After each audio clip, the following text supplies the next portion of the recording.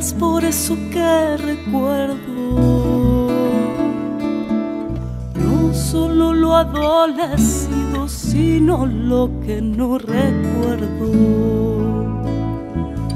¿Quién puede, si es que pudiera, tener la memoria abierta y lamerse las heridas, vida dentro y muerte afuera? El impune, el asesino, cuenta con que me des cuenta.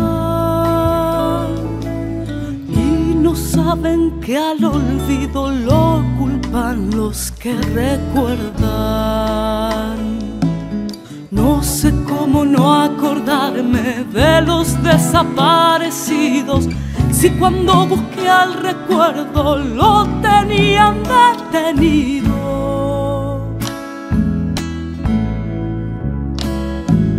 No me maten otra vez, dijo el desaparecido.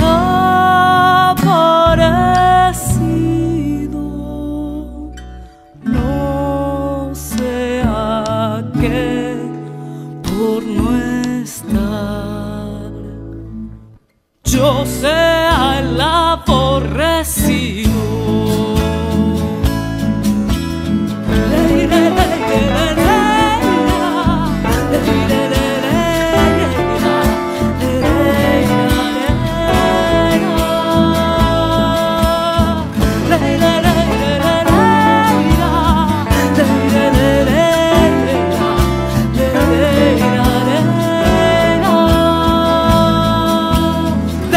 La memoria ahí donde se olvida el olvido, para que el verdugo sepa que donde vaya lo sigo.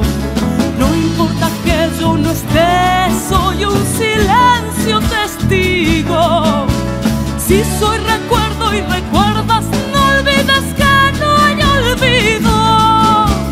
Cuando las madres pregunten qué fue de nuestro destino, no se olviden de acordarse que